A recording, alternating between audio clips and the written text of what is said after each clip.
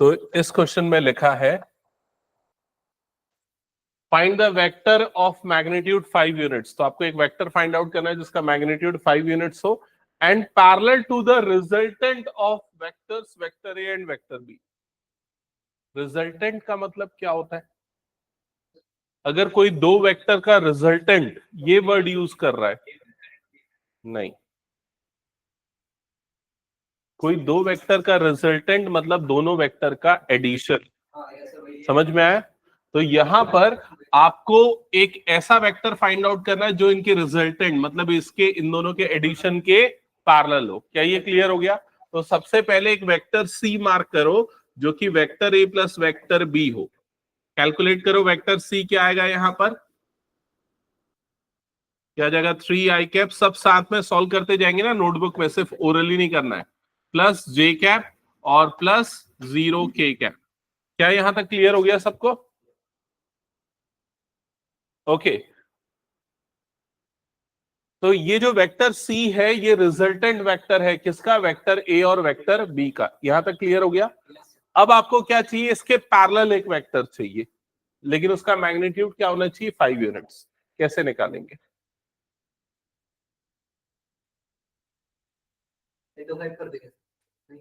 Into 5 करेंगे तो उसका मैग्नीट्यूड 5 यूनिट नहीं। नहीं, ये हमने किया हुआ क्वेश्चन है। मैं आपको बताया हूं कि अगर कभी भी किसी भी वेक्टर के डायरेक्शन में एक वेक्टर चाहिए गिवन मैग्नीट्यूड का, तो पहले आप उस वेक्टर का क्या निकालोगे? Unit vector.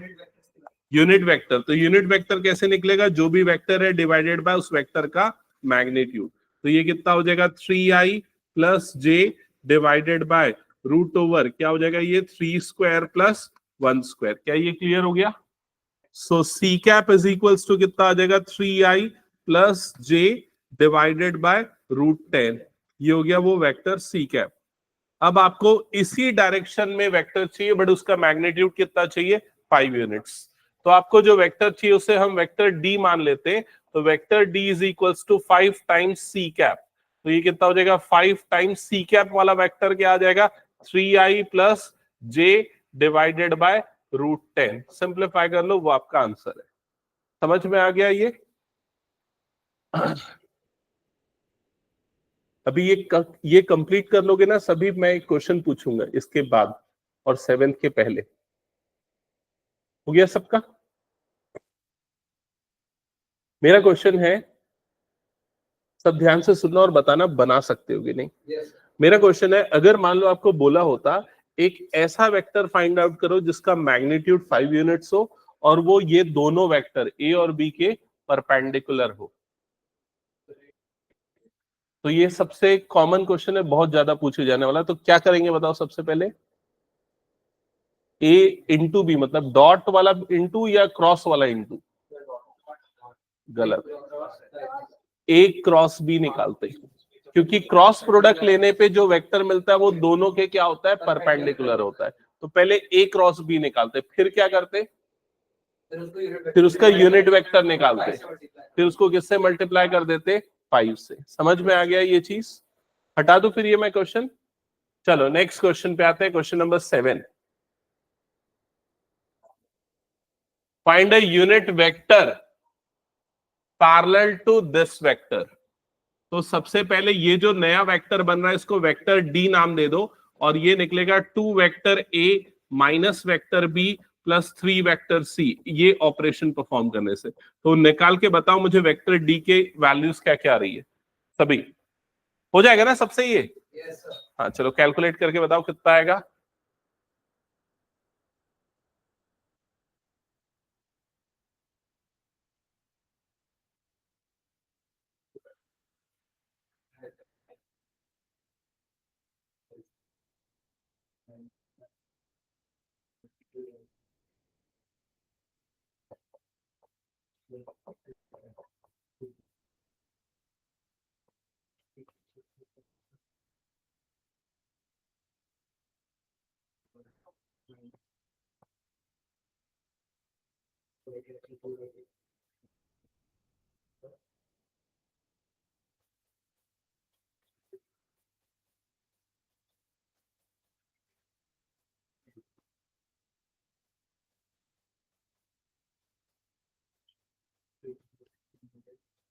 3i,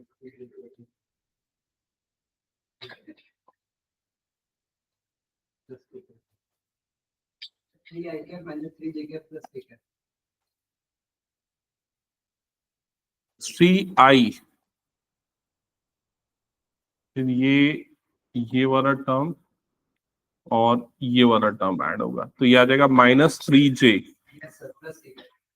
फिर उसके बाद ये टर्म और ये दोनों तो कैंसल आउट हो गया, +2k आएगा क्या?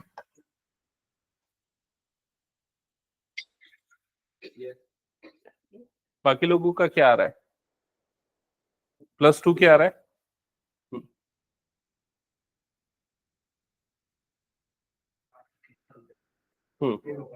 अब आपको इसका यूनिट वेक्टर चाहिए, तो D cap is equals to क्या हो जाएगा? Vector D divided by magnitude of vector D, ये हो जाएगा 3i - 3j + 2k divided bye √, यहां पर आ जाएगा 3² प्लस -3² प्लस ये हो जाएगा 2²।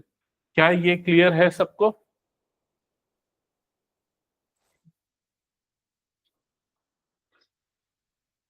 कितना आ रहा है ये?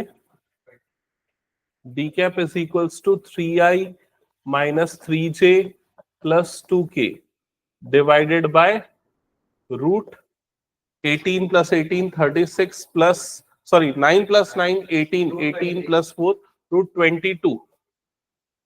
क्या ये आया सबका? हटा दो फिर इसको मैं। चलो नेक्स्ट क्वेश्चन सॉल्व करो इसको।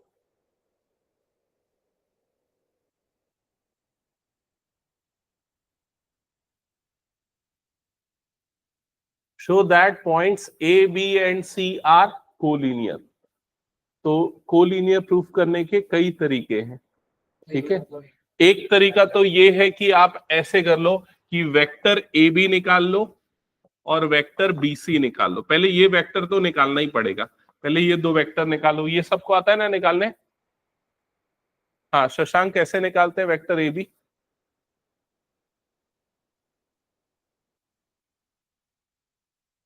और किसको नहीं आता है? वैभव आता है? नीरज आता है? इधर देख और सीख। जैसे ए बी निकालना है तो बी का एक्स कोऑर्डिनेट माइनस ए का एक्स कोऑर्डिनेट, समझा? तो ये होता है x2 - x1 i, तो ये कितना होगा? 4i, समझा? वैसे ही j का कोफिशिएंट कैसे मिलेगा? y2 - y1, कितना आएगा बता? 0 -2 मतलब कितना आ जाएगा? +2j। फिर वैसे ही -2 और -8 मतलब +8, तो कितना हो जाएगा? +6k। सॉल्व करो जल्दी। क्या कर रहा है तू? अपना सॉल्व कर सुमांशु।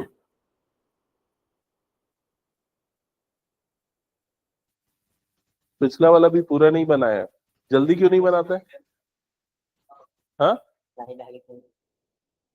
थोड़ा स्पीड कर, जल्दी कर उसको।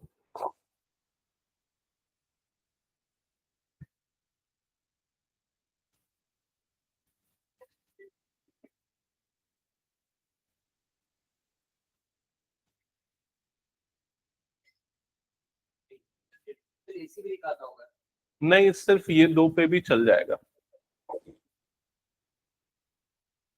हाँ, दो तरीके। एक जो तरीका है ना, उसके लिए एसी भी निकालना पड़ेगा अगर मैग्नीट्यूड वाली प्रॉपर्टी यूज कर रहे हो तो। बिना मैग्नीट्यूड वाली प्रॉपर्टी के भी बना सकते हो, तो उसमें ये दो वेक्टर से काम चल जाएगा। क्या ये दोनों वेक्टर निकला? हाँ, तो वेक्टर बीसी क्या आया एक बार चेक करो। 6i + 3j और +9k। क्या ये हो गया सबका?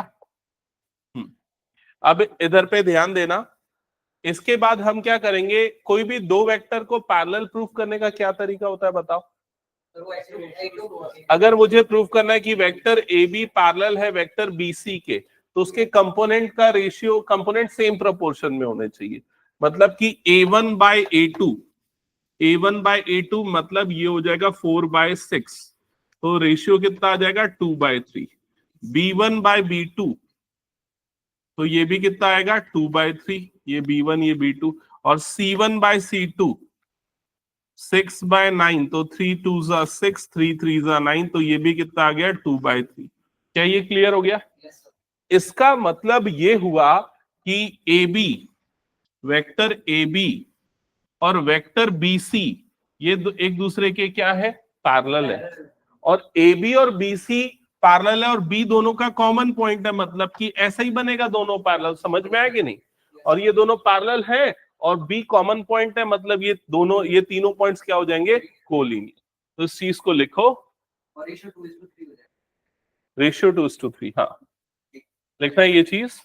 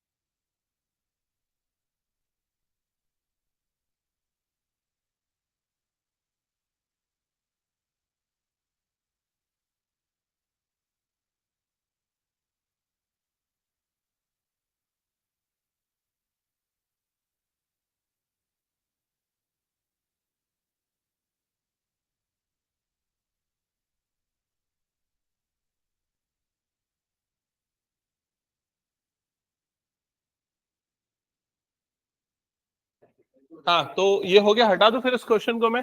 चलो नेक्स्ट क्वेश्चन, ये ट्राई करो। एक 2019 बैच का एक बच्चा है, 19 में वो पास आउट किया था ना 12th। वो कब से पढ़ा था? वो क्लास 9th में था ना, तब से पढ़ता था। 9 10th 11 12th। और 12th उसने 2019 में पास आउट किया, और अभी वो एनआईटी में ही है, फाइनल ईयर स्टूडेंट। तो जेई में जेई से हुआ? हाँ, जेई से हुआ था। अरे मतलब वो कोविड वाला ड्यूरेशन था ना, लेकिन उस समय परसेंटेज बेसिस पे हुआ था। हाँ, ये अच्छा क्वेश्चन पूछा तूने, क्योंकि ना वो वाला साल जेई हुआ ही नहीं ना।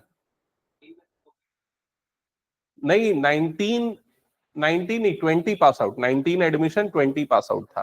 तो जैसे ही उन लोगों का एग्जाम हुआ ना, और तुरंत लॉकडाउन लगा था, जैसे ही फाइनल पेपर खत्म हुआ था, मेरे ख्याल से 31 मार्च के आसपास लगा था, तो जेई नहीं हुआ। हाँ, हाँ, उसी समय के आसपास लगा था। तो इन लोगों का ना, सारे बच्चों का परसेंटेज उस साल जबरदस्त आया था। मतलब लगभग 90% से अबव वाले 7-8 बच्चे थे 12th क्लास में, और बहुत सारे बच्चे पूरे एनआईटी ज्वाइन कर लिए। क्योंकि क्या हुआ ना, वो लोग बाहर नहीं भेज रहे थे घर वाले, क्योंकि उस समय कोविड था, तो बाहर जा नहीं रहे थे, और आसपास में एनआईटी अच्छा कॉलेज था, सब यही ज्वाइन कर लिए। एनआईटी में ज्वाइन करने दे दो बिना जेई के। हाँ, क्योंकि उस साल जेई हुआ ही नहीं ना, परसेंटेज बेसिस पे हुआ, 12th का परसेंटेज बेसिस पे। तो सर लाइक फिर भी वो टॉप टियर में नहीं है, लेकिन परसेंटेज तो बहुत सारे बच्चों की आती है।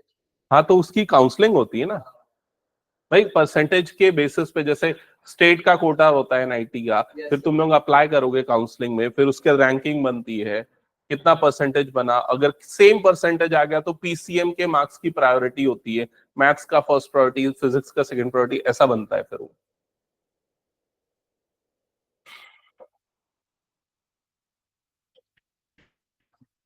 ओके, तो ये क्वेश्चन पढ़ लिया सबने? Yes, sir. Find the position vector of point R which divides the line joining two points P and Q. तो आपको एक पॉइंट R का पोजीशन वेक्टर निकालना है जो कि इन दोनों पॉइंट्स को ज्वाइन करने पे बनता है। ठीक है, मेरे को याद आया पाखी भी उसी बैच में पढ़ती थी, तुम्हारी सिस्टर, वो भी 20 में पास आउट हुई ना? हाँ, वो भी उसी बैच में थी, P और Q। हाँ, तो ये दो पॉइंट्स P और Q को ज्वाइन करने वाले वेक्टर के बीच में एक पॉइंट आ रहा है, पॉइंट R। क्लियर? और आपको इस पॉइंट R का पोजीशन वेक्टर निकालना है। तो पोजीशन वेक्टर किसके रेस्पेक्ट में निकालते हैं? ओरिजिन के। तो ओरिजिन से ये वाला जो R को ज्वाइन करने वाला वेक्टर है, ये R का क्या हो जाएगा? पोजीशन वेक्टर, मतलब कि वेक्टर OR। क्या ये क्लियर हो गया? Yes, sir. और यहां पर ये जो दो पॉइंट्स है, पॉइंट P और पॉइंट Q, इनके पोजीशन वेक्टर आपको दिए हुए हैं। तो ये पॉइंट P का पोजीशन वेक्टर है, मतलब ये वाला जो वेक्टर बन रहा है, वेक्टर OP, वेक्टर OP, ये आपको कितना गिवन है? 2 times vector A plus vector B। और ये वाला जो वेक्टर है, ये किसका पोजीशन वेक्टर है? Q का। मतलब ये हो गया वेक्टर OQ, जिसकी वैल्यू यहां पर कितनी गिवन है? Vector A minus 3 times vector B। क्या ये पूरा समझ में आ गया सभी को? Yes, sir. ठीक है, तो ये दो पॉइंट्स को ज्वाइन करने वाले वेक्टर के बीच में एक पॉइंट R आ रहा है जिसका पोजीशन वेक्टर चाहिए। बाकी दोनों पॉइंट्स के पोजीशन वेक्टर आपको गिवन है। ठीक है, और क्या बोल रहा है कि ये जो पॉइंट R है, ये इसको एक्सटर्नली डिवाइड कर रहा है, किस रेशियो में? 1:2 में। तो डायग्राम इसके हिसाब से मैंने गलत बनाया है, क्योंकि अभी मैंने इसको क्या ले लिया है? इंटरनली। एक्सटर्नली के केस में वाला जो पॉइंट R है वो बाहर कहीं आएगा। समझ में आ गया? है, डायग्राम से फर्क नहीं पड़ेगा, खाली वो अंडरस्टैंडिंग के लिए हमने बनाया है। ठीक है, और show that point P is the mid point of line segment RQ। आपको शो करना है कि P जो है वो RQ का क्या हो जाएगा? मिड पॉइंट हो जाएगा। मतलब पॉइंट R यहां पर कहीं आ रहा होगा। ठीक है, तभी तो ये P जो है RQ का क्या हो जाएगा? मिड पॉइंट हो जाएगा। क्लियर हो गया ये चीज? ओके, चलो, तो सबसे पहले यहां पर कौन सा फॉर्मूला लगने वाला है? Section formula. Section formula internally externally दोनों का मैंने लिखाया है। Yes, sir. तो वो फॉर्मूला क्या है बताओ? And vector R is equals to M times vector B minus N times vector A divided by B vector minus, sorry, M minus N. M minus N। ये है फॉर्मूला। क्या ये clear हो गया? तो यहां पर M और N की वैल्यू आपको कितनी गिवन है? 1 और 2। M और N की वैल्यू 1 और 2 है, तो ये क्या हो जाएगा? Vector R is equals to 1 और ये वेक्टर B। तो वेक्टर B मतलब Q वाला वेक्टर जो है, तो Q वाला वेक्टर कौन सा? ये। तो ये आपके लिए वेक्टर B है। समझ रहे हो ना? Yes, sir. तो यहां पर क्या आ जाएगा? यहां आ जाएगा vector A minus 3 times vector B Yes, sir. Minus N। तो N मतलब ये वाला पार्ट जो कि कितना हो जाएगा? 2। फिर उसके बाद वेक्टर A, तो वेक्टर A मतलब P वाला पोजीशन वेक्टर, वेक्टर A हो जाएगा। तो इसकी जगह पे क्या आ जाएगा? 2 times vector A plus vector B। क्या ये क्लियर हो गया सबको? डिवाइडेड बाय डिनोमिनेटर में यहां पर क्या आ जाएगा? M माइनस N, मतलब ये हो जाएगा 1 माइनस 2। एक बार चेक कर लो तो सबको यहां तक क्लियर है क्या? ओके, अब इसको सिंप्लीफाई करेंगे तो vector R is equals to, ये क्या आ जाएगा? Vector R। तो न्यूमरेटर में यहां पर हो जाएगा vector A minus 3 vector B, और ये हो जाएगा minus 4 vector A minus 2 vector B divided by क्या हो जाएगा? ये माइनस 1। चेक करो यहां तक क्लियर? Yes, sir. अब इसको सिंप्लीफाई कर लो, तो ये वेक्टर A और ये वाला माइनस 4 वेक्टर A, दोनों का एडिशन कितना हो जाएगा? Minus 3 vector A। उसी तरीके से ये वाला दोनों वेक्टर का एडिशन कितना हो जाएगा? माइनस 5 वेक्टर B, और नीचे में भी क्या है? माइनस 1। तो नीचे वाला माइनस 1 जब ऊपर जाएगा तो माइनस माइनस क्या बन जाएगा? प्लस। तो वेक्टर R जो मिलेगा वो क्या हो जाएगा? 3 vector A plus 5 vector B। एक बार चेक करो ये क्लियर हो गया क्या सबको? ठीक है, तो ये OR का पोजीशन वेक्टर आपने यहां पर निकाल लिया, वो है 3 vector A plus 5 vector B। ये OR का हो गया पोजीशन वेक्टर। क्या ये क्लियर है सबको? अब इसके बाद आपको क्या शो करना है कि P जो है वो आर क्यू का क्या है, मिड पॉइंट है। अब देखो कैसे शो करेंगे कि पी आर क्यू का मिड पॉइंट है। तो ये आर हो गया, आर का पोजीशन वेक्टर, ये क्यू का पोजीशन वेक्टर, इन दोनों का एवरेज लेने पे हमें क्या मिलना चाहिए, पी मिलना चाहिए। मतलब कि मैं ये बोलना चाह रहा हूं कि O R plus O Q divided by 2 ये किसके इक्वल आना चाहिए, वेक्टर ओपी के इक्वल आना चाहिए। क्या ये क्लियर हो गया? तो प्रूफ हो जाएगा कि पी इन दोनों का क्या है, मिड पॉइंट है। तो ओ आर वाला कंपोनेंट यहां पर क्या है, 3 vector A plus 5 vector B plus O Q. तो ओ क्यू की जगह पे क्या आ जाएगा यहां पर, vector A minus 3 vector B divided by 2। तो जब इसको सिंप्लीफाई करोगे तो 3 वेक्टर ए और वेक्टर ए मतलब कितना हो जाएगा, 4 वेक्टर ए और 5 vector B minus 3 vector B क्या होता है, plus 2 vector B divided by 2। ऐसा ही होगा। अब जब डिवाइडेड बाय 2 करोगे तो क्या आ जाएगा, ये 2 vector A plus vector B, that's it. ये आ जाएगा ओपी के इक्वल। मतलब प्रूफ हो गया कि पी जो है इनका क्या है, मिड पॉइंट है। क्या ये समझ में आ गया सबको?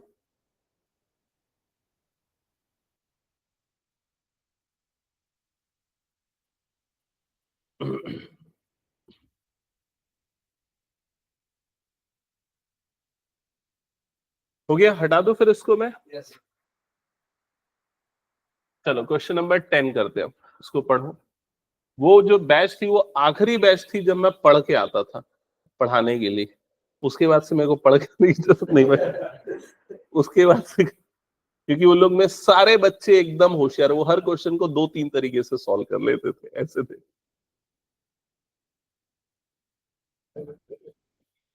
और वो लगभग सारे बच्चे ऐसे थे ना, जो मैं बताऊं कब से पढ़ रहे थे, मतलब उन लोगों को ना 5, 6, 7, 8 ये 4 साल ना मेरी सिस्टर पढ़ाई थी, उनके स्कूल में टीचर थी। और 9, 10, 11, 12 वो लगातार में यहाँ पर पढ़े थे मेरे पास। मतलब ऐसे 10-15 बच्चों का एक ही क्लास का ग्रुप हुआ करता था, एक ही स्कूल का। और बाकी और कई अलग अलग बच्चे थे, अलग अलग स्कूल के। जैसे इसकी सिस्टर आती थी पाखी, वो तो बहुत बदमाश थी। नहीं, उसका दिमाग तेज था, लेकिन वो बदमाशी ज्यादा करती थी, उसका ध्यान पढ़ने में कम रहता था। अब उनके कंपैरिजन में है कि उन बैच के नहीं हूं मैं, क्या बता रहा हूँ। मैं बता रहा हूँ ना, मैं अगर मान लो क्वेश्चन नंबर 10 करा रहा हूँ ना, तो उसमें से आधे बच्चे ना वो 15 या 16 बनाते होते थे। इस टाइप का होता था, मतलब वो लोग अपने आप ही वो आगे पढ़ते रहते थे। मतलब मेरे को खाली उनके क्वेश्चंस और उनके डाउट खाली बताने पड़ते थे 50% बच्चों के। ठीक है, तो तुम लोगों के अंदर वो सेल्फ मैच्योरिटी भी नहीं आई, ये वाली चीज मैं बता रहा हूं। मतलब क्या होता है, ये बहुत सारे बच्चों के अंदर अभी मिसिंग हो गया है। मैं क्या करता हूं, जैसे पढ़ा रहा हूं ना, तो मैं जहां पर पढ़ाऊंगा, जहां तक करूंगा वहां रुक जाते हो। लेकिन अगर तुम लोगों का हो चुका है तो खुद के हिसाब से आगे बनाना चालू कर देना है, ये वाला काम करना है। समझ रहे हो? तो ये चीजें तुम लोग को अभी तो चलो छूट गया, अब आगे के समय में जो 2-3 महीने बच्चे उसमें करो। ठीक है, क्या लिखा हुआ है, the two adjacent sides of a parallelogram are this and this. तो पहले ये समझ लो, ये जो 2 वेक्टर्स है ये कौन से वेक्टर्स है? हाँ, ये पढ़ लिया क्वेश्चन। ये 2 वेक्टर्स कौन से वेक्टर्स है? पैरेललोग्राम के साइड्स के, एडजेसेंट साइड्स के वेक्टर्स है। मतलब अगर मान लो ये वाला पैरेललोग्राम हो गया, तो इसकी ये वाली साइड और ये वाली साइड, इन दोनों को क्या बोलते हैं, एडजेसेंट साइड्स। ये वो वेक्टर है। तो ये वाला वेक्टर ए जो है ये क्या हो जाएगा, 2i minus 4j plus 5k। और ये वाला वेक्टर बी, इसके कंपोनेंट क्या हो गया, i minus 2j minus 3k। क्या ये क्लियर हो गया सबको? ये 2 वेक्टर्स हो गए। अब आपको बोल रहा है find the unit vector parallel to its diagonal. इसके डायगोनल के पैरेलल वाला यूनिट वेक्टर निकालना है। ठीक है, तो इसका डायगोनल कौन सा होगा पता है सबको? इसका डायगोनल मतलब ये वाला वेक्टर हो जाएगा इसका डायगोनल। अब ये बता, इसके डायगोनल को मान लो मैं वेक्टर सी नाम देता हूं, तो वेक्टर सी कैसे निकालोगे? ए प्लस बी, वो वेक्टर लॉ ऑफ एडिशन हमने पढ़ा था ना, 2 लॉ था, एक तो ट्रायंगुलर लॉ ऑफ एडिशन, दूसरा पैरेललोग्राम लॉ ऑफ एडिशन। तो यहाँ पर वेक्टर सी जो मिलेगा वो कैसे मिलेगा, vector A plus vector B से। हाँ कैलकुलेट करो, बताओ जल्दी क्या आएगा। ये वाला प्लस ये वाला टर्म कितना हो जाएगा, ये 3i, ये वाला टर्म और ये वाला टर्म ये हो जाएगा -6j, ये दोनों टर्म्स का एडिशन कितना हो जाएगा +2k। क्या ये क्लियर हो गया सबको? ये हो गया वेक्टर सी, इसका डायगोनल वेक्टर। अब आपको इसके डायरेक्शन में क्या चाहिए, यूनिट वेक्टर चाहिए। यूनिट वेक्टर इसके डायरेक्शन का कैसे निकलेगा, उसको सी कैप से डिनोट करेंगे, तो हो जाएगा vector C divided by magnitude of vector C. Calculate कर लो।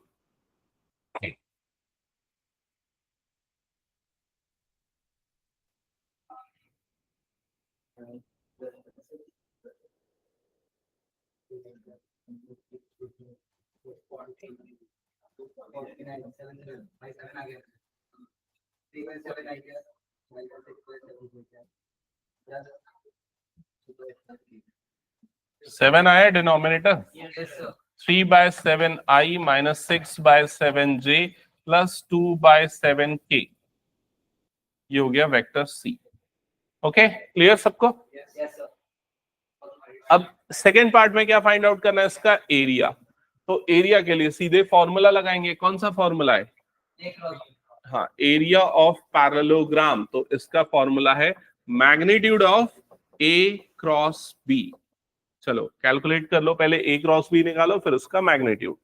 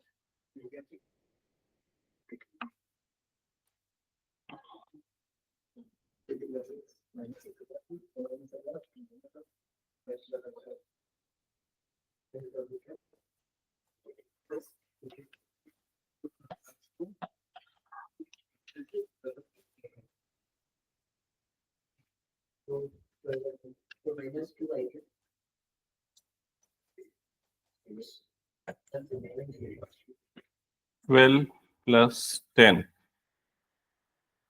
22i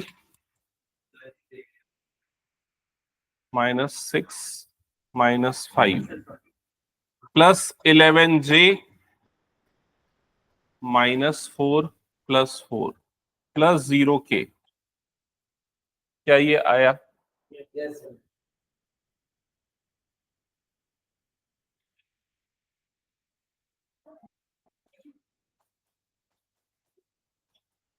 फिर मैग्नीट्यूड ए क्रॉस बी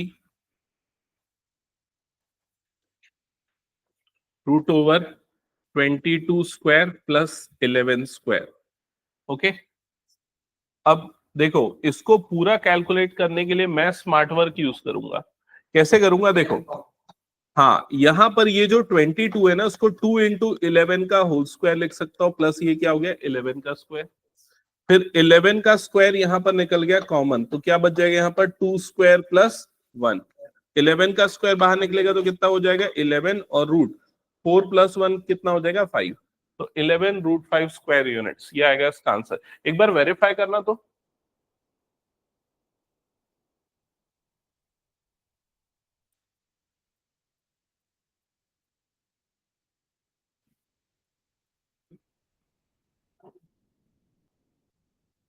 आगे क्या सही है दोनों? हटा दो फिर इसको। चलो नेक्स्ट क्वेश्चन। अब थोड़ा सा स्पीड अप करते हैं यार, आज खत्म करना ही है इसको। ठीक है, तो क्या लिखा हुआ है देख लो यहाँ पर, show that direction cosine of vector equally likely to equally incline to OX, OY and OZ are this. ठीक है, तो यहां पर क्या प्रूफ करना है कि जो डायरेक्शन कोसाइंस है उस वेक्टर के, जो कि OX और OY और OZ से क्या है इक्वली इंक्लाइंड है, वो ये होगा। ओके इक्वली इंक्लाइंड है मतलब कि एक्स एक्सिस के साथ बनने वाला एंगल, वाई एक्सिस के साथ बनने वाला एंगल और जेड एक्सिस के साथ बनने वाला एंगल, मतलब अल्फा बीटा और गामा, ये तीनों चीजें क्या है, सेम है। समझ में आया? तो alpha is equals to beta is equals to क्या हो गया, गामा। इसका मतलब कॉस अल्फा, कॉस बीटा और कॉस गामा, ये तीनों भी क्या हो जाएगा, इक्वल। क्या ये क्लियर हो गया? Cos alpha, cos beta, cos gamma को क्या लिखते हैं, एल, एम और एन, ये तीनों भी क्या हो गया, इक्वल। क्या ये समझ में आ गया? एल एम एन ही डायरेक्शन कोसाइन होते हैं, ठीक है। अब यहां पर एल एम एन के बीच में एक रिलेशन होता है, कौन सा, L square plus M square plus N square is equals to कितना होता है, 1। अब ये तीनों इक्वल है, मतलब इसको हम L square plus L square plus L square is equal to 1, that means 3l square is equals to 1 लिख सकते हैं। तो L square is equals to 1/3 और एल की वैल्यू यहां पर कितनी आ जाएगी, हाँ, एल इज इक्वल्स टू आ जाएगा यहां पर 1/√3 प्लस माइनस साइन के साथ। और वैसे ही एम और एन, ये दोनों वैल्यूज भी सेम आएगी। समझ में आ गया सबको? ये हटा दो फिर ये क्वेश्चन में। चलो नेक्स्ट क्वेश्चन, जल्दी जल्दी करो, थोड़ा स्पीड अप करो।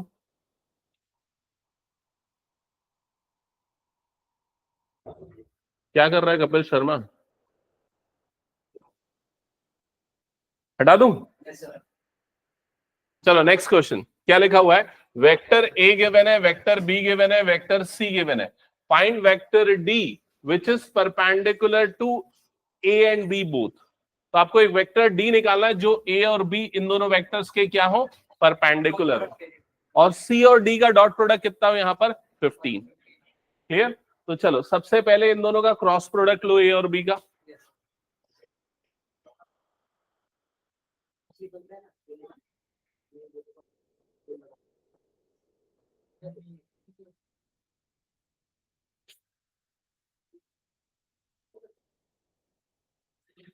समझ में आ रहा है ना? ये वेक्टर ए ये हो गया, वेक्टर बी ये हो गया, दोनों के परपेंडिकुलर वेक्टर, वो कैसे निकलेगा, दोनों का क्रॉस प्रोडक्ट लेने से।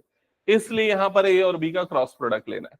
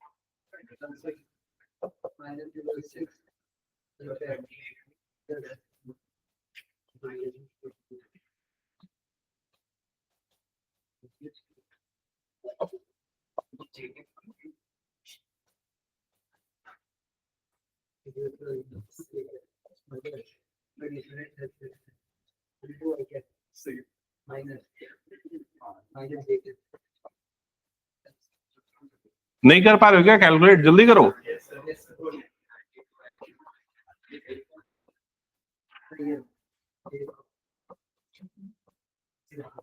32 आई कैप, ये क्या, ये सबका आ गया क्या? बट ये आंसर नहीं है ना। क्यों आंसर नहीं है पता है? क्योंकि ये वेक्टर इन दोनों के परपेंडिकुलर है, लेकिन यही वेक्टर इन दोनों के परपेंडिकुलर ऐसा नहीं हो सकता ना। बहुत सारे वेक्टर हो सकते हैं, ठीक है, बट डायरेक्शन सेम होगा, ठीक है। तो इसलिए हम इसको मल्टीप्लाई कर देते किसी भी एक नंबर ए से। क्या ये क्लियर हो गया?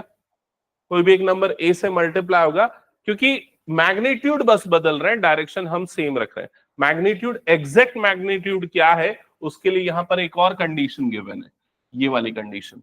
तो अभी वेक्टर डी की वैल्यू हमें क्या मिल गई है, 32ai प्लस ए जे माइनस 14a के कैप। क्या ये क्लियर हो गया सबको? ये वेक्टर डी है जो दोनों के परपेंडिकुलर तो है, बट इसमें ए अननोन है। ओके, अब आप क्या करोगे, अब आप इस कंडीशन में वैल्यू पुट करोगे, सी और डी की वैल्यू पुट करो और सिंप्लीफाई करो। तो सी, वेक्टर सी के प्लेस पे आ जाएगा ये वाला वेक्टर, मतलब कि 2i माइनस जे और प्लस 4k। और इसका डॉट प्रोडक्ट लोगे वेक्टर डी के साथ, जो कितना है 32a I cap minus a J cap और minus 14a K cap, that is equals to कितना हो गया 15। अब सिंप्लीफाई करके a की वैल्यू निकालो और वापस उसको यहां पर पुट करो। अमेर ठीक से बैठ।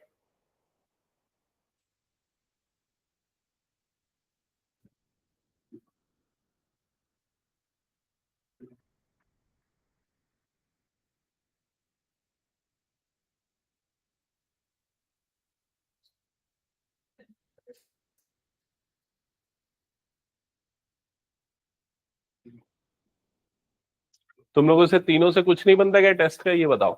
अभी जो मैम ने दिया टेस्ट बनता है तो फटाफट बनाओ, उसको लिखो। और तेरे से अभी नहीं बनता। हाँ, जो जो बनता है फटाफट बना, और जो नहीं बनता उसको बैठ के पढ़ के फिर लिखने का। ठीक है, चलो जल्दी करो। हाँ लगाया, डॉट प्रोडक्ट लिया सबने। कितना आ रहा है ये 64a plus a plus plus नहीं, ये माइनस आ रहा होगा ना। 14 4 56 a इज इक्वल्स टू कितना आ गया 15। फिर फर्दर सिंप्लीफाई करो, बताओ कितना हो जाएगा ये 55 माइनस 55 और 64। आई थिंक ये 9a आ रहा है क्या, चेक करो। अरे क्या नहीं निकाल पा रहे क्या a की वैल्यू? कितना आया?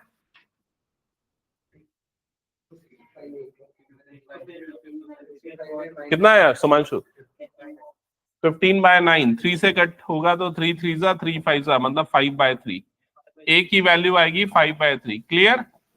अब ये जो a की वैल्यू आई ना, इसे यहां पर पुट कर दो a की जगह पे। तो vector d is equals to, ये 5/3 पुट करोगे तो कितना हो जाएगा 32 into 5/3 I cap minus 5/3 J cap, और ये हो जाएगा minus 14 into 5/3 K cap. Simplify करके आंसर वेरीफाई करो एक बार, क्या आ रहा है।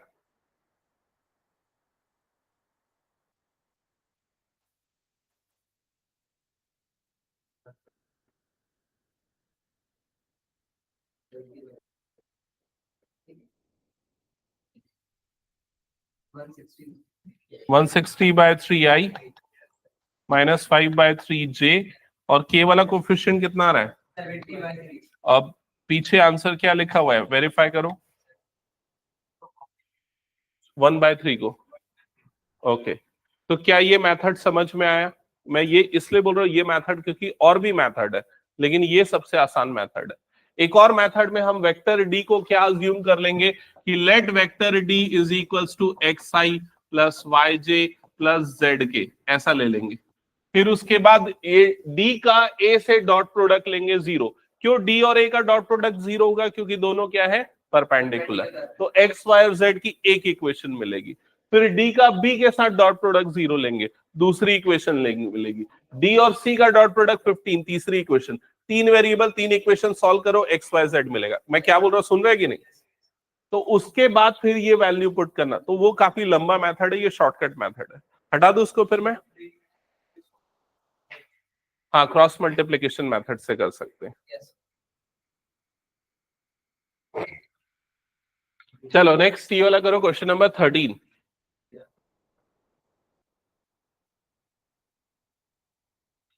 अरे जल्दी जल्दी सॉल्व करो question. The scalar product of this vector with unit vector along the sum of the direction this and this is equals to 1. इसका क्या मतलब है, समझ में आया? Scalar product of this vector with the unit vector along the sum of these two vectors is equals to 1.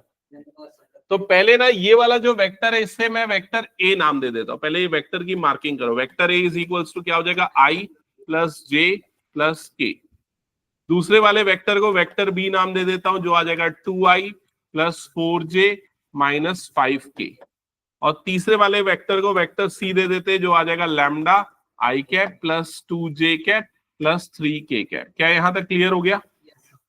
अब according to question, ये वाले वेक्टर का डॉट प्रोडक्ट किसके साथ डॉट प्रोडक्ट? इन दोनों वेक्टर के सम के डॉट प्रोडक्ट के सम, इन दोनों वेक्टर के, हाँ इन दोनों के सम के यूनिट वेक्टर के साथ डॉट प्रोडक्ट। तो पहले इन दोनों का जो सम आएगा उसको हम वेक्टर डी नाम दे देते हैं। तो इन दोनों का सम वेक्टर डी वो कैसे निकलेगा, ये वाला टर्म प्लस ये वाला टर्म, मतलब ये आ जाएगा 2 प्लस लैम्डा आई कैप। फिर ये दोनों टर्म का सम कितना हो जाएगा 6 जे कैप। इन दोनों टर्म का सम हो जाएगा -2 के कैप। ये हो गया वेक्टर डी। क्या ये क्लियर? अब इसका यूनिट वेक्टर निकलेगा तो डी कैप। तो यूनिट वेक्टर कैसे निकलेगा, vector divided by its magnitude. तो ये हो जाएगा 2 plus lambda I plus 6 J -2 K divided by root over, क्या आ जाएगा यहाँ पर 2 प्लस लैम्डा का होल स्क्वायर प्लस 6 का स्क्वायर प्लस -2 का स्क्वायर। क्या ये क्लियर? अब इसे सिंप्लीफाई करके और लिखो क्या आएगा, और फिर उसके बाद जो भी आपका डी कैप है और जो ए है इन दोनों का डॉट प्रोडक्ट कितना करना है, 1 करना है। करो ये पूरा सॉल्व करो जल्दी जल्दी।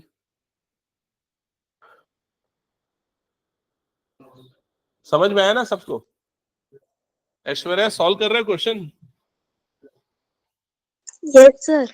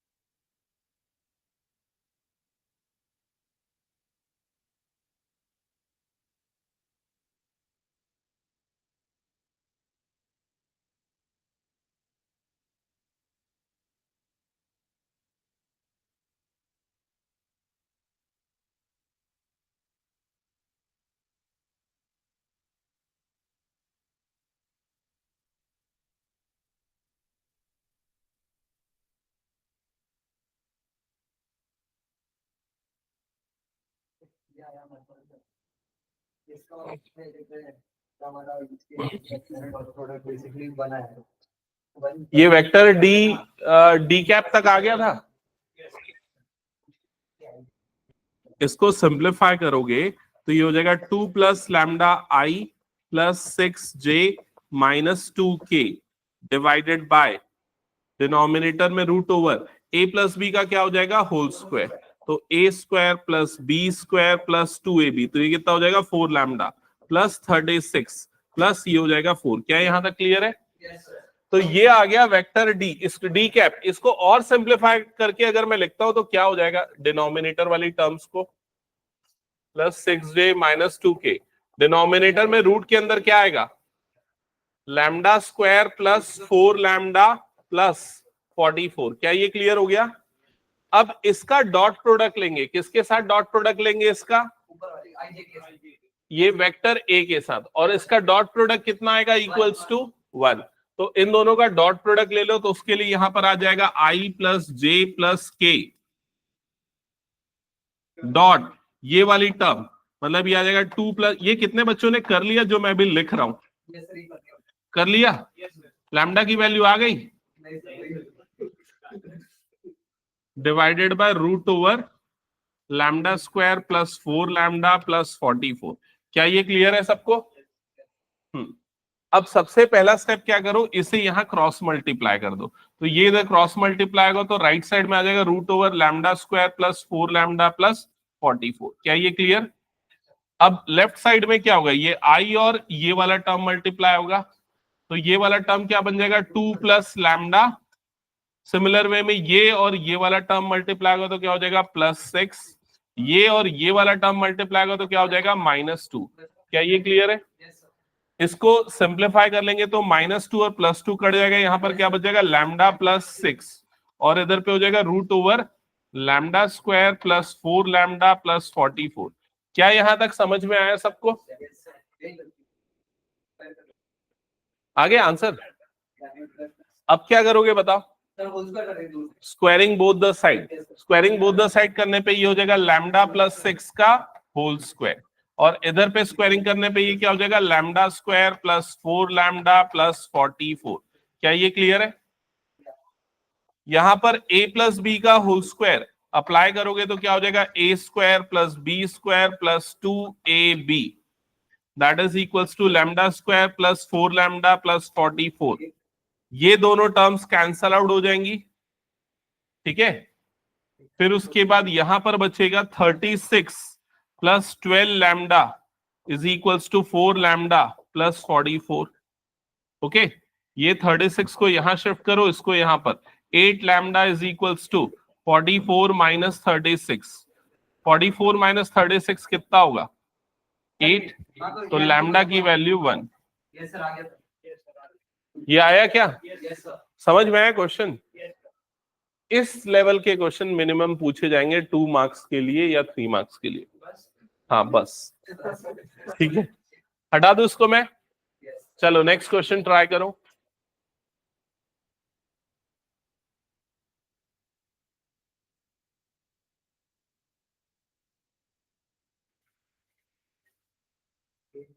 A, B, and C are mutually perpendicular vectors of equal magnitudes. Show that C dot D is equals to 15 is equally inclined to A, B, and C.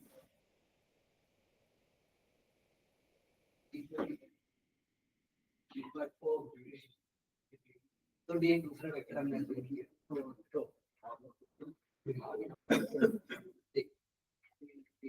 पढ़ लिया सबने? Yes, sir.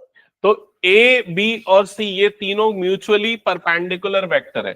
म्यूचुअली परपेंडिकुलर का मतलब इन तीनों का dot product क्या हो जाएगा 0। A dot B 0, B dot C 0 और सी डॉट ए ये भी क्या हो जाएगा 0। क्या यहां तक क्लियर हो गया? Yes, sir. और ये तीनों का मैग्नीट्यूड भी इक्वल है। मैग्नीट्यूड इक्वल है मतलब magnitude of vector A is equals to magnitude of vector B, that is equals to magnitude of vector C. क्या यहां तक क्लियर है? Yes, sir. अब show that vector C dot D is equal to, कुछ question में मेरे को गड़बड़ लग रहा है यार, एक बार देखो तो ये मिक्स हो गया डेटा मेरे को लग रहा है। देखो तो बुक में क्या है क्वेश्चन, किसी के पास बुक है तो ओपन करो।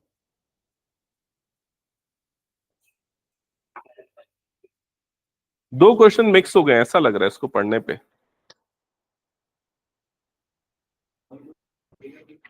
तुम लोग ना ये बुक ओपन करके रखते नहीं हो, हमेशा ओपन करके रखना चाहिए।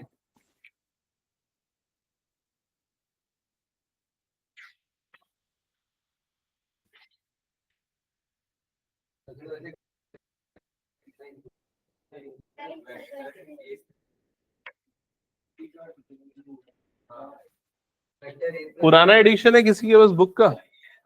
पुराने एडिशन में भी वही लिखा हुआ है, दूसरा लिखा है ना, नए एडिशन में गलत लिखा है मतलब। दिखा? Yes, sir. The vector A plus B plus C is equal to show that vector A plus vector B आ गया, हाँ, vector A plus vector B plus vector C is equally inclined to these vectors. हाँ, तो ये question अलग है ना। Show that vector, यहां पर ये नहीं आएगा, यहां पर आएगा vector A plus vector B plus vector C is equally inclined to these vectors. ये आपको प्रूव करना है। ओके अच्छा ये बताओ, क्वेश्चन कितने बच्चों को ये समझ में आ गया? आ गया? क्या मतलब है इसका बता? ये तो मैं लिख दिया, वो तो समझा दिया, लेकिन जो प्रूफ करना है वो क्या है? प्रूफ करना है वो ये है कि ये जो नया वेक्टर बन रहा है ना, इसका ए के साथ बनने वाला एंगल, बी के साथ बनने वाला एंगल और सी के साथ बनने वाला एंगल सेम होना चाहिए। क्या ये समझ में आया? अब इस वेक्टर का ए के साथ बनने वाला एंगल कैसे निकलेगा? तो इस वेक्टर को मैं वेक्टर डी मान लेता हूं। Vector D is equals to हो गया A plus B plus C. क्या ये क्लियर? अब अगर मुझे डी और ए के बीच का एंगल चाहिए तो फॉर्मूला लगेगा cos theta is equals to vector A dot vector D divided by magnitude of vector A into magnitude of vector D. क्या ये समझ में आ गया? इसको मैं cos थीटा 1 मानता हूं क्योंकि तीनों के लिए एंगल निकलेगा ना। फिर वैसे cos थीटा 2, cos थीटा 2 किसके बीच का एंगल होगा? वेक्टर बी और वेक्टर डी के बीच का। तो उसका फॉर्मूला होगा vector B dot vector D divided by magnitude of vector B into magnitude of vector D.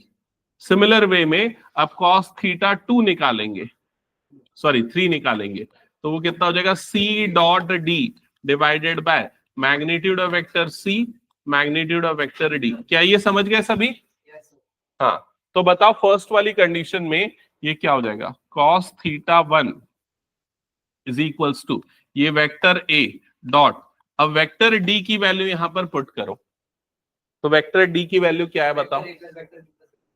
ये है vector a plus vector b plus vector c, ऐसा ही है, डिवाइडेड बाय डिनोमिनेटर में कुछ मत करो, जैसे वैसे ही रहने दो। क्या ये क्लियर हो गया सबको? अब न्यूमरेटर में क्या होगा बताओ? जब a का इसके साथ डॉट प्रोडक्ट होगा तो तीन टर्म बनेगी। कौन सी टर्म बनेगी? a dot a plus a dot b plus a dot c। ये clear?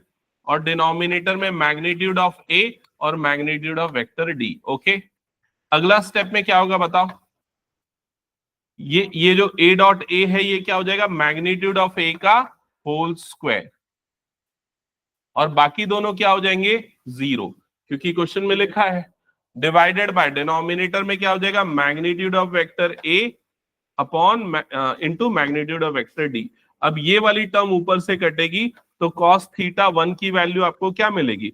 Magnitude of a upon magnitude of vector d। क्या ये क्लियर हो गया सबको? ओके, और इसे हम कंसीडर करेंगे इक्वेशन नंबर 1। सिमिलर वे में सेकेंड और थर्ड वाले भी निकालो, जल्दी से बताओ क्या क्या आएंगे।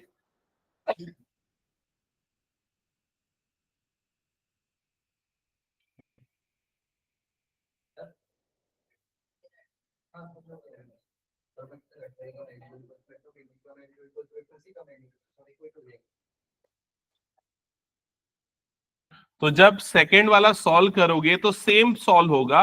cos थीटा 2 की वैल्यू क्या आ जाएगी? Magnitude of vector b divided by magnitude of vector d। Clear? Third वाले को सॉल्व करोगे तो cos थीटा 3 हो जाएगा और उसकी वैल्यू आ जाएगी magnitude of vector c divided by magnitude of vector d। पूरा लिखने की जरूरत नहीं है, आप सिमिलरली करके लिख सकते हो। ठीक है, अब आपको पता है कि ये तीनों के मैग्नीट्यूड आपस में क्या है? इक्वल। मतलब इन तीनों का न्यूमरेटर आपस में क्या हो गया? इक्वल। तीनों का डिनोमिनेटर भी क्या हो जाएगा? इक्वल। क्लियर?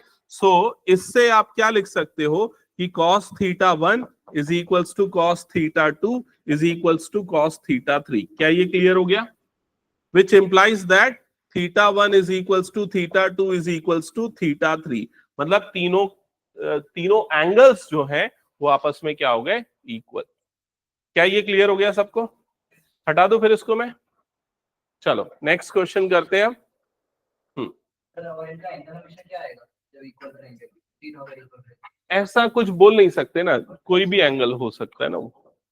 ठीक है, चलो नेक्स्ट क्वेश्चन देख लो। यहां पर लिखा है a plus B dot a plus B is equals to magnitude of a square plus magnitude of b square if and only if vector a and vector b are perpendicular। क्या ये question समझ में आ गया? Yes, sir. तो ये बोल रहा है कि ये वाली वैल्यू इसके इक्वल होगी तभी जब a और b एक दूसरे के परपेंडिकुलर। तो सबसे पहले आप सिंपली क्या करो, इसमें डॉट प्रोडक्ट ले लो। डॉट प्रोडक्ट लोगे तो क्या आ जाएगा, a डॉट a, अगला टर्म क्या आ जाएगा प्लस a डॉट b, अगला टर्म आ जाएगा plus b dot a plus b dot b। ये समझ में आ गया? राइट साइड में magnitude of a square plus magnitude of b square. Okay, तो a डॉट a क्या हो जाएगा, मैग्नीट्यूड ऑफ a का स्क्वायर, और ये a डॉट b और b डॉट a दोनों क्या होता है, सेम। तो इसको क्या लिख सकते हैं हम, 2 टाइम्स a डॉट b, और ये वाली टर्म क्या बन जाएगी, मैग्नीट्यूड ऑफ वेक्टर b का whole square is equals to magnitude of a का square plus magnitude of vector b का स्क्वायर। ओके, ये टर्म और ये टर्म कटेगी, ये टर्म और ये टर्म कट जाएगी, तो आपके पास क्या बच जाएगा, 2 times a dot b is equals to क्या मिलेगा, 0। सो a डॉट b की वैल्यू क्या हो जाएगी यहाँ पर, 0/2, दैट इज इक्वल्स टू 0। तो a डॉट b मतलब दो वेक्टर्स का डॉट प्रोडक्ट क्या मिल गया, 0। इट मींस ये दोनों क्या है, परपेंडिकुलर। क्या ये क्लियर सबको? हटा दो फिर इसको मैं।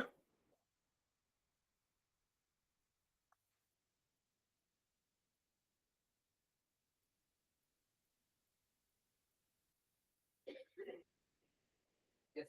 चलो next question. If theta is the angle between a and b and a dot b is greater than 0 only when, देखो ये एकदम सिंपल क्वेश्चन है, मैं आपको बता रहा हूं। यहां पर लिखा है a dot b greater than 0 है, तो भाई a डॉट b कैसे निकालते हैं, magnitude of a magnitude of b cos theta, और ये ग्रेटर देन और इक्वल्स टू क्या बोल रहा है, 0। समझ गए? अब ये तो हमेशा पॉजिटिव होता है, ये भी हमेशा पॉजिटिव होता है, सिर्फ cos थीटा जो है वही नेगेटिव या पॉजिटिव दोनों हो सकता है। अब cos कौन कौन से क्वाड्रेंट में पॉजिटिव होता है, फर्स्ट क्वाड्रेंट और फोर्थ क्वाड्रेंट, ये दो क्वाड्रेंट में cos पॉजिटिव होता है। तो इस ये पॉजिटिव मतलब तभी ग्रेटर देन 0 होगा, तो cos थीटा की वैल्यू क्या लेनी पड़ेगी हमें, 0 से 90 डिग्री। 0 से 90 डिग्री होता है ना फर्स्ट क्वाड्रेंट। अब इसमें 0 से 90 वाले भी दो ऑप्शन है, एक ऑप्शन ए है और दूसरा ऑप्शन बी है। क्या डिफरेंस है दोनों में, इसमें 0 और 90 इंक्लूड नहीं है, इसमें 0 और 90 इंक्लूड है, तो कौन सा लेना है? सर ये क्योंकि हमें 5/2 लेना नहीं, लेना हो जाएगा तो 0 हो जाएगा, तो क्या दिक्कत है?